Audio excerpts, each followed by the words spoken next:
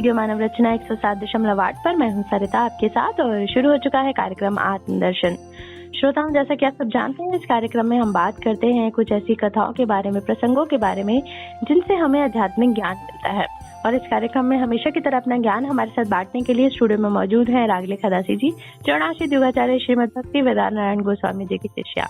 रागलेखा दासी जी, आपका स्वागत है हमारे स्टूडियो में। हरे कृष्ण जी। तो श्रोताओं, आजकल हम इस कार्यक्रम में बात कर रहे हैं श्री रामचरितमानस के बारे में, जिसे लिखा है तुलसीदास जी ने। और इसके पहले अध्याय बाल कांड के बारे में हम पिछले कई एपिसोड से आपसे बात कर रहे हैं। बहुत सारे कथा, बहुत सारे प्रसंग आपको सुना रहे हैं।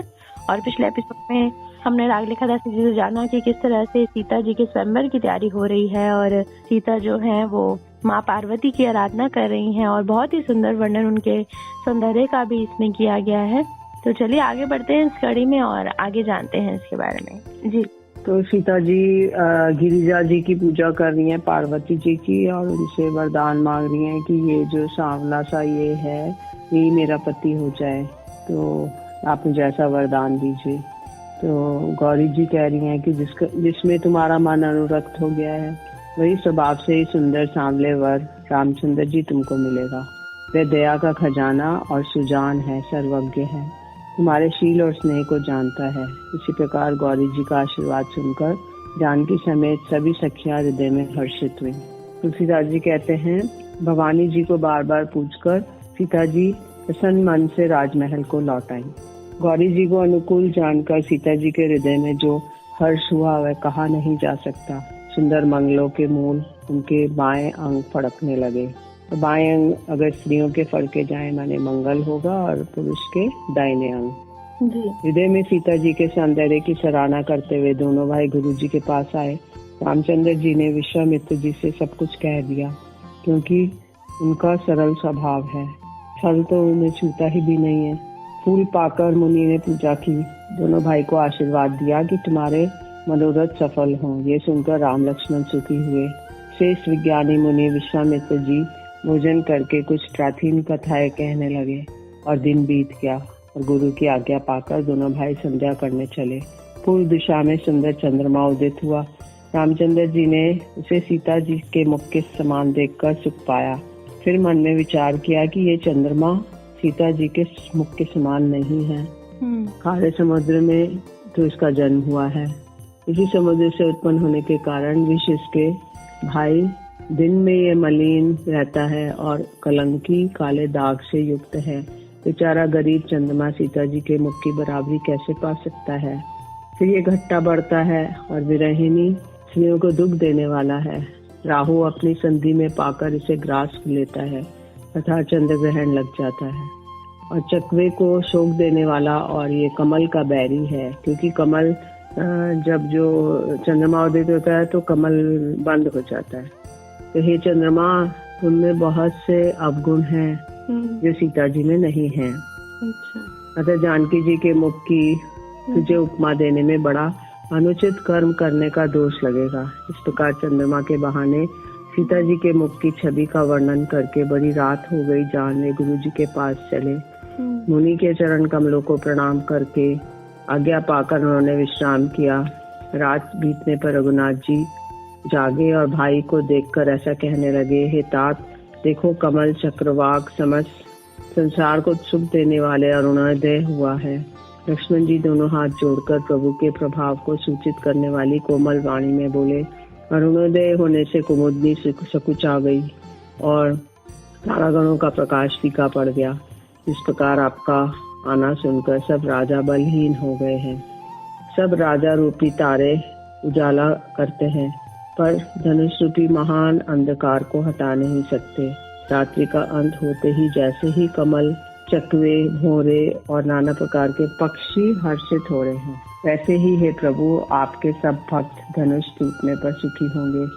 सूर्य उदय हुआ, बिना ही परिश्रम अंधकार नष्ट हो गया, तारे छिप गए, संसार में तेज का प्रकाश हो गया। हे रघुनाथ जी, सूर्य ने अपने उदय के बहाने सब राजाओं को आपका प्रताप दिखलाया है। आपकी भुजाओं के बल की महिमा को उद्घाटित करने के लिए ही धनुष तोड़ने की ये पद्धति प्रकट हुई है। भाई के वचन सुनकर प्रभु मुस्कुराए। फिर स्वभाव से ही पवित्र राम जी ने शौच से निवृत्त होकर स्नान किया और नित्य कर्म करके वे गुरुजी के पास आए। आकर उन्होंने गुरुजी के सुंदर चरण कमलों में सिर नवाया। तब जनक जी ने शतानंद जी को बुलाया और उन्हें तुरंत ही विश्वामित्र मुनि के पास भेजा। उन्होंने आकर जनक जी की विनती सुनाई। विश्वामित्र जी हर्षित होकर दोनों भाइयों को बुलाया। शतानंद जी के चरणों की वंदना करके प्रभु रामचंद्र जी गुरु जी के पास बैठे। तब मुनि ने कहा, हे तात, जनक जी ने बुला भेजा है, चलकर सीता जी के स्वयंवर को देखना चाहिए। देखे ईश्वर किसको बढ़ाई देते हैं। लक्ष्मण जी ने कहा, हे नाथ, जिस पर आपकी कृपा होगी वही बढ़ाई का पात्र होगा। धनुष तोड़ने का श्रेय उसी को प्राप्त होगा। इस श्रेष्ठ वाणी को सुनकर सभी मुनि प्रसन्न हो गए। सभी ने सुख मानकर आशीर्वाद दिया। फिर मुनियों के समूह सहित कृपालु रामचंद्र जी धनुष यज्ञशाला देखने चले। दोनों भाई रंगभूमि में आए। ऐसी खबर जब सब नगर वासियों ने पाई, तब बालक, जवान, बूढ़े, स्त्री, पुरुष सभी घर और कामकाज को बुलाकर चल दिए। जब जनक जी ने देखा कि बड़ी भारी भीड़ हो गई है, तब उन्होंने सब विश्वासपात सेवकों को बुला लिया और कहा, तुम लोग तुरंत सब लोगों के पास जाओ और सबको किसी को यथा योग्य आसन दो। उन सेवकों ने कोमल और नम्र वाणी में सबका उत्तम, मध्यम, नीच और लघु सभी श्रेणी के स्त्री पुरुषों को अपने अपने योग्य स्थान पर बैठाया। उसी समय राजकुमार राम और लक्ष्मण वहां आए। वे ऐसे सुंदर हैं मानो साक्षात मनोहरता ही उनके शरीर पर छा रही है। सुंदर, सांवला और गोरा उनका शरीर है और वे गुणों के समुद्र, चतुर और उत्तम वीर हैं। वे राजाओं के समाज में ऐसे सुशोभित हो रहे हैं मानो तारागणों के बीच में दो पूर्ण चंद्रमा हो। जिनकी जैसी भावना थी प्रभु की मूर्ति उन्होंने वैसी ही पाई। जिनके रही भावना जैसी प्रभु मूर्ति तिन्ही देखी तैसी। महान रणवीर राजा लोग श्री रामचंद्र जी के रूप को ऐसे देख रहे हैं मानो स्वयं वीर रस शरीर धारण किए हुए हैं। कुटिल राजा प्रभु को देखकर डर गए मानो बड़ी भयानक मूर्ति हो। तो जो जिस भाव का है वो उस भाव से उनका दर्शन कर रहा है जी। छल से जो राक्षस वहाँ पर राजाओं के वेश में थे, वे प्रभु को प्रत्यक्ष काल के समान उन्होंने देखा। नगर वासियों ने दोनों भाइयों को मनुष्य के भूषण रूप और नेत्रों के सुख देने वाले देखा। स्त्रियां हृदय में हर्षित होकर अपने अपने रुचि के अनुसार उन्हें देख रही हैं। मानव श्रृंगार रसी परम अनुपम मूर्ति धारण किए सुशोभित हो रहा है। विद्वानों को प्रभु विराट रूप में दिखाई दिए, जिसके बहुत से मुंह, हाथ, पैर, नेत्र और सिर हैं। जनक जी के सजातीय कुटुंबी प्रभु को किस तरह देख रहे हैं, जैसे सगे संबंधी प्रिय लगते हैं। जनक समेत रानियां उन्हें अपने बच्चे के समान देख रही हैं। उनकी प्रीति का वर्णन नहीं किया जा सकता। योगियों को वे शांत, शुद्ध और सम और स्वतः प्रकाश परम तत्व के रूप में दिखे। हरि भक्तों के दोनों भाइयों को सब सुख देने वाले इष्ट देव के समान देखा। सीता जी जिस भाव से रामचंद्र जी को देख रही हैं, वो स्नेह और सुख तो कहने में ही नहीं आता। उस स्नेह और सुख का वे हृदय में अनुभव कर रही हैं और वे भी उसे कह नहीं सकती। फिर कोई कवि उसे किस प्रकार कह सकता है। इस प्रकार जिसका जैसा भाव था, उसने कौशलाधीश रामचंद्र जी को वैसे ही देखा। सुंदर, सांवले और गोरे शरीर वाले और विश्व भर के नेत्रों को चुराने वाले कौशलाधीश के कुमार राजसभा में इस प्रकार से शोभित हो रहे थे। दोनों मूर्तियां स्वभाव से ही बिना किसी बनाव श्रृंगार के मन को हरने वाली हैं। करोड़ों कामदेव की उपमा भी उनके लिए तुच्छ है। उनके सुंदर मुख शरद के चंद्रमा को भी निंदा करने वाले हैं और कमल के समान नेत्र मन को बहुत ही भाते हैं। सुंदर चितवन सारे संसार को मन को हरने वाले, कामदेव के भी मन को हरने वाले, हृदय को बहुत ही प्यारी लगती है। उसका वर्णन नहीं किया जा सकता। सुंदर गाल है, कानों में चंचल झूमते हुए कुंडल हैं, थोड़ी और अधर सुंदर है, कोमल वाणी है। हंसी चंद्रमा की किरणों को तिरस्कार करने वाली है। मोहे टेढ़ी और नासिका मनोहर है। चौड़े ललाट पर तिलक झलक रहे हैं। बालों को देखकर भौरों की पंक्तियां भी लजा रही हैं। पीली चौकोनी टोपियां सिरों पर सुशोभित हैं, जिनके बीच बीच में फूलों की कलियां काढ़ी हुई हैं। शंख के समान सुंदर गोल गले में मनोहर 3 रेखाएं हैं, जो मानो तीनों लोकों की सुंदरता की सीमा है। हृदय में गज मुक्ताओं के सुंदर कंठे और तुलसी की मालाएं सुशोभित हैं। उनके कंधे बैलों की कंधे की तरह ऊंचे और पुष्ट हैं और खड़े होने का ज्ञान सिंह की सी है और भुजाएं विशाल और बल की भंडार है। कमर में तरकस और पीताम्बर बंधे हैं, हाथों में बाण और बाएं सुंदर, कंधे पर धनुष और पीले यज्ञोपवीत सुशोभित है। नख से लेकर शिखा तक सब अंग सुंदर हैं, उन पर महान शोभा छाई हुई है। उन्हें देखकर सब लोग सुखी हुए। नेत्र एक टक हैं और तारे भी नहीं चलते, पुतलियां भी नहीं चलती। जनक जी दोनों भाइयों को देखकर हर्षित हुए। तब उन्होंने जाकर मुनि के चरण कमल पकड़ लिए, विनती करके अपनी कथा सुनाई और मुनि को सारी यज्ञशाला दिखलाई। मुनि ने दोनों श्रेष्ठ राजकुमारों को जहाँ जहाँ जाते हैं वहाँ वहाँ सब कोई आश्चर्यचकित हो देखने लगते हैं। सबने राम जी को अपने अपनी और ही मुख किए हुए देखा, परंतु उसका कुछ ही विशेष रहस्य कोई नहीं जान सका। मुनि ने राजा से कहा, रंगभूमि की रचना बड़ी सुंदर है। विश्वमित्र जैसे निष्प्रह विरक्त और ज्ञानी मुनि से रंग जी की रचना की प्रशंसा सुन के राजा प्रसन्न हुए। उन्होंने बड़ा सुख मिला। सब मंचों में एक मंच अधिक सुंदर और उज्जवल और विशाल था, इसे राजा ने मुनि सहित दोनों भाइयों को उसी पर बैठाया। प्रभु को देखकर सब राजा हृदय में ऐसे हार गए जैसे पूर्ण चंद्रमा के उदय होने पर तारे प्रकाशहीन हो जाते हैं। सबके मन में ऐसा विश्वास हो गया कि रामचंद्र जी ही धनुष को तोड़ेंगे, उसमें संदेह नहीं। इधर उनके रूप को देखकर सबके मन में निश्चय हो गया, शिव जी के विशाल धनुष को बिना तोड़े भी सीता जी रामचंद्र जी के गले में ही जयमाला डालेंगी, अर्थात दोनों तरह से ही हमारी हार होगी और विजय रामचंद्र जी के हाथ लगेगी। ये सोचकर वे कहने लगे, हे भाई, ऐसा विचार कर यश प्रताप बल तेज गंवाकर अपने अपने घर चलो। दूसरे राजा जो अविवेक से ही अंधे हो रहे थे, अभिमानी थे, ये बात सुनकर बहुत हंसे। धनुष तोड़ने पर ही विवाह होना कठिन है, अर्थात सहज में ही हम जानकी को हाथ से नहीं जाने देंगे, फिर बिना तोड़े तो राजकुमारी को ब्याह ही कौन सकता है। काल ही क्यों ना हो, एक बार तो सीता जी के लिए से भी हम युद्ध में जीत लेंगे। वह घमंड की बात सुनकर दूसरे राजा जो धर्मात्मा हरि भक्त और सियाने थे मुस्कुराए। उन्होंने कहा, राजाओं के गर्व को दूर करके वैसे धनुष किसी से नहीं टूट सकता, उसे तोड़कर रामचंद्र जी सीता जी को ब्याहेंगे। महाराज दशरथ के रण में बांके पुत्रों को युद्ध में तो जीत ही कौन सकता है। काल बजाकर व्यर्थ ही मत मारो। मन के लड्डुओं को भी कहीं मन के लड्डुओं से कहीं भूख बुझती है।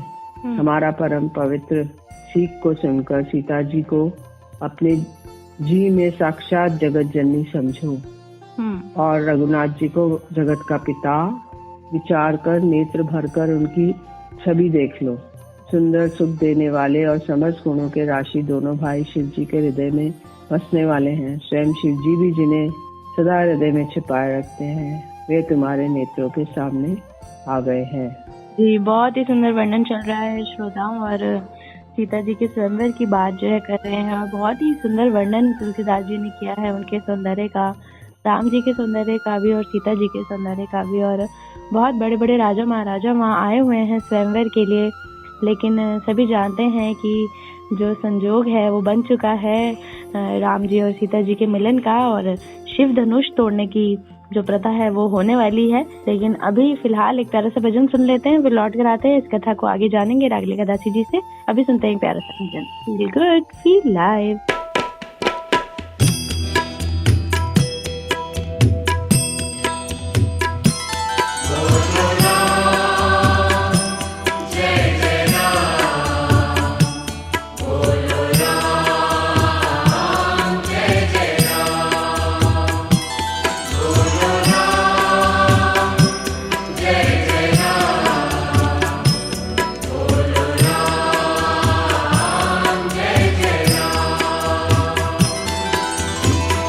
मुनि मन रंजन भव भय भंजन, मुनि मन रंजन भव भय भंजन, मुनि मन रंजन भव भय भंजन, असुर निकंदन सीताराम बोलो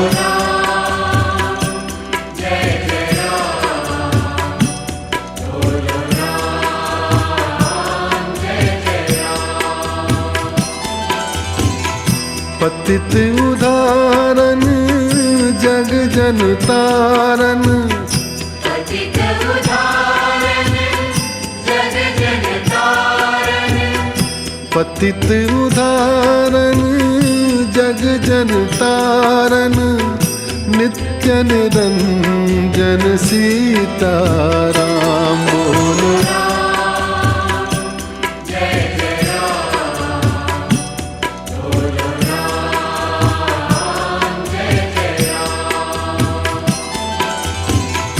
दशरथ नंदन सुर मुनि वंदन दशरथ नंदन सुर मुनि वंदन दशरथ नंदन सुर मुनि वंदन दशरथ नंदन सुर मुनि वंदन त्रैताप खंडन सीताराम बोलो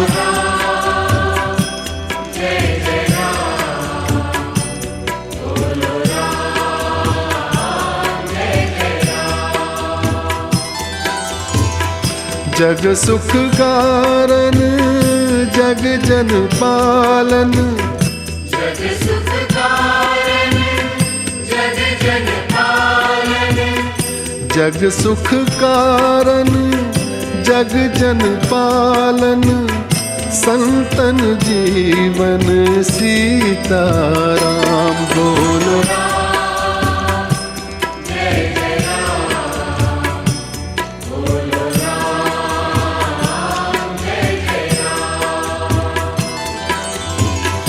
सत्य सनातन मंगल कारण सत्य सनातन मंगल कारण सत्य सनातन मंगल कारण सगुण निरंजन सीताराम बोलो राम जय जय राम बोलो राम जय जय राम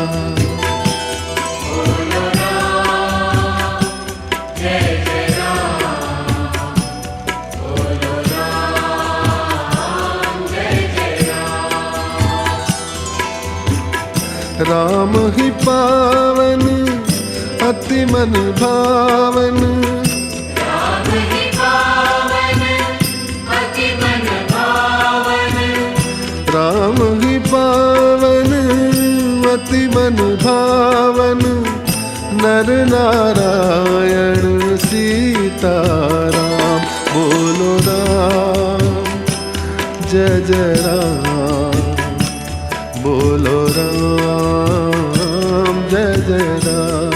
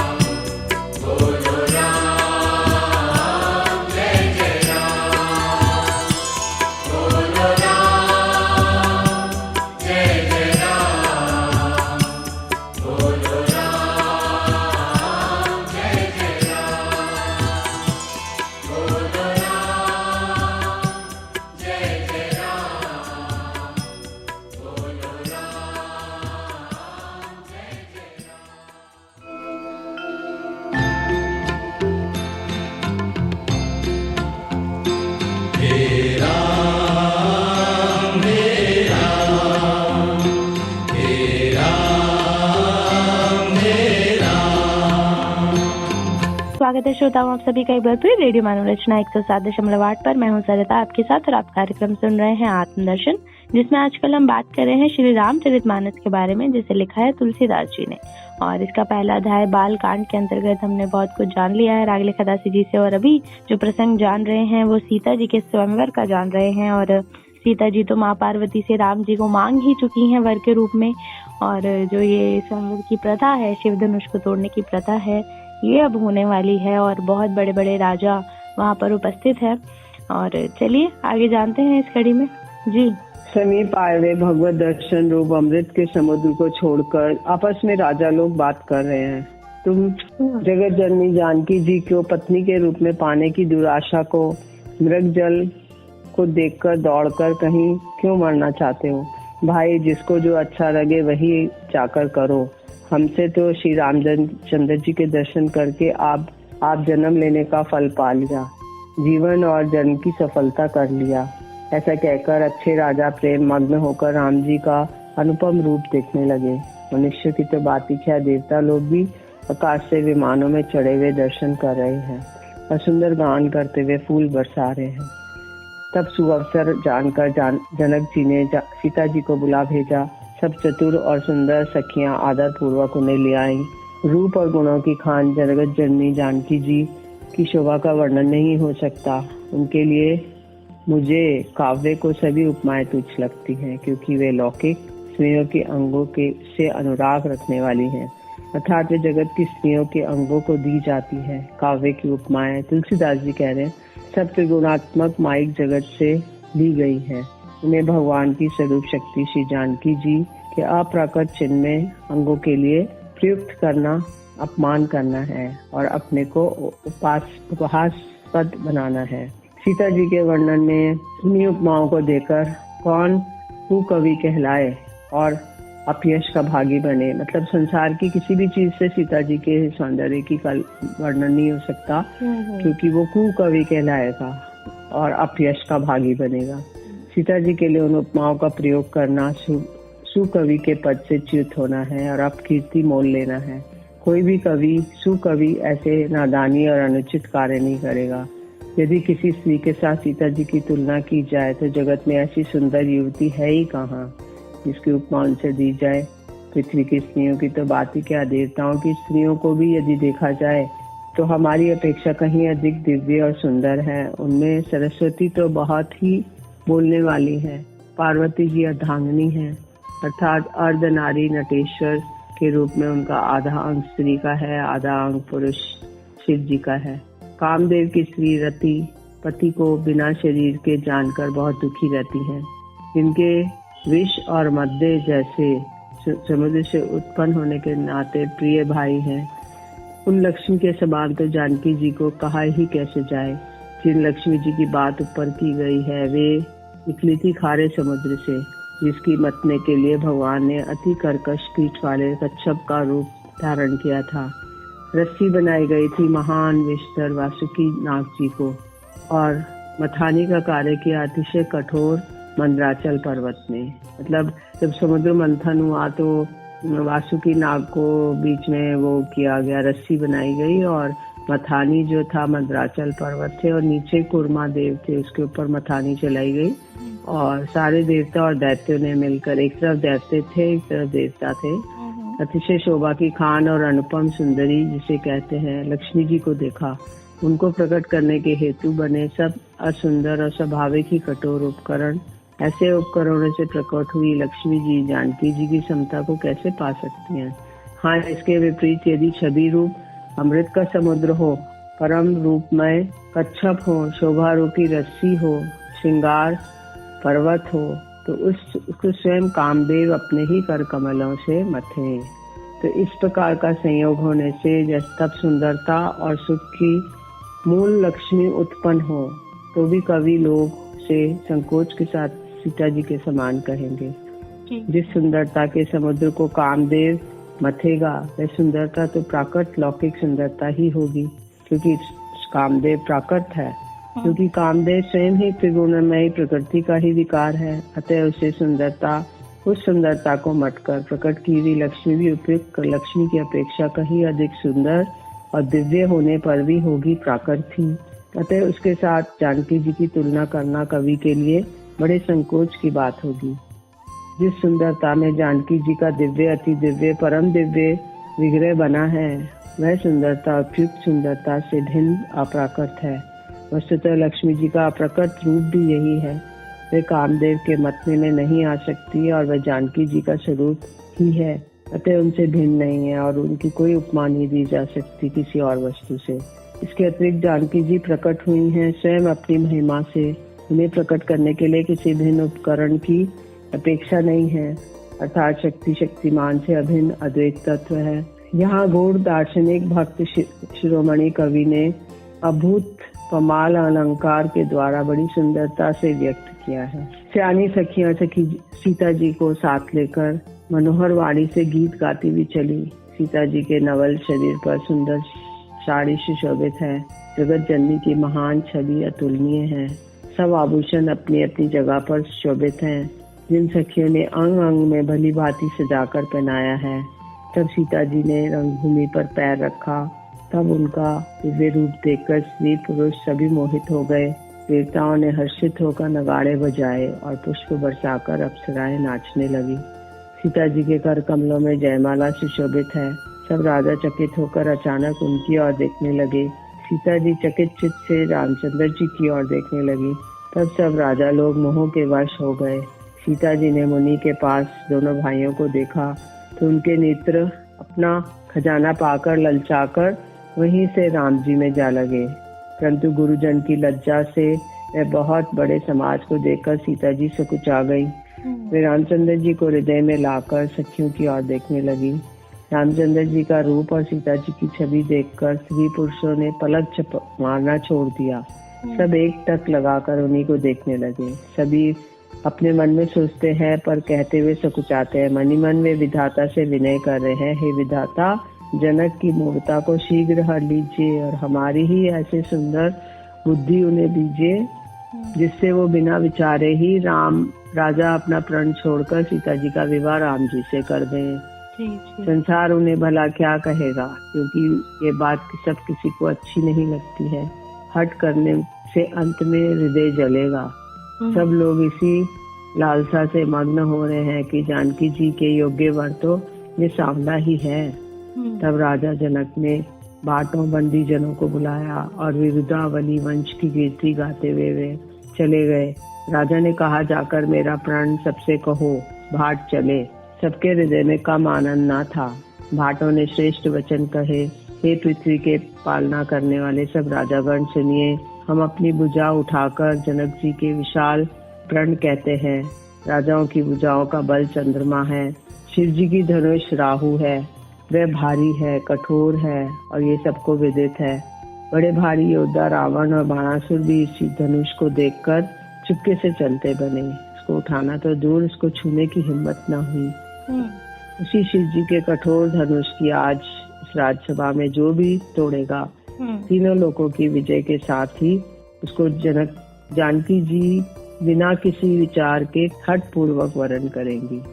प्रण सुनकर सब राजा ललचा उठे और जो वीरता के अभिमानी थे वे मन में बहुत ही तमतमाए, कमर कसकर अकुलाकर उठे और अपने इष्ट देवों को सिर नवाकर आगे चले। जी श्रोताओं, तो बहुत ही सुंदर प्रसंग चल रहा है और रागलेखा दासी जिसे हम जान रहे हैं, सीता जी के स्वयंवर जो है वो लगभग अब कहानी में हम जान रहे हैं। और बहुत ही सुंदर वर्णन तुलसीदास जी ने किया है कि नरे की उपमा किसी भी वस्तु से नहीं की जा सकती। सीता जी का इतना सौंदर्य उन्होंने इसमें जो है प्रकट किया है और सभी जानते हैं, मन ही मन सब आनंदित हो रहे हैं कि राम जी को देखकर, ये रूप को देखकर। लेकिन जो स्वयंवर की प्रथा है ये तो होनी ही है। तो इस कथा को आगे हम अगले एपिसोड में रागलेखा दासी जी से सुनेंगे, लेकिन आज के लिए बस इतना ही। रागलेखा दासी जी, आपका बहुत बहुत शुक्रिया हमारे स्टूडियो में आने के लिए। हरे कृष्ण। तो श्रोताओं, आज के लिए हमें इस कार्यक्रम से दीजिए इजाजत और आप सुनते रहिए रेडियो मानव रचना 107.8 पर आने वाले अन्य कार्यक्रमों को भी। Feel good, feel live.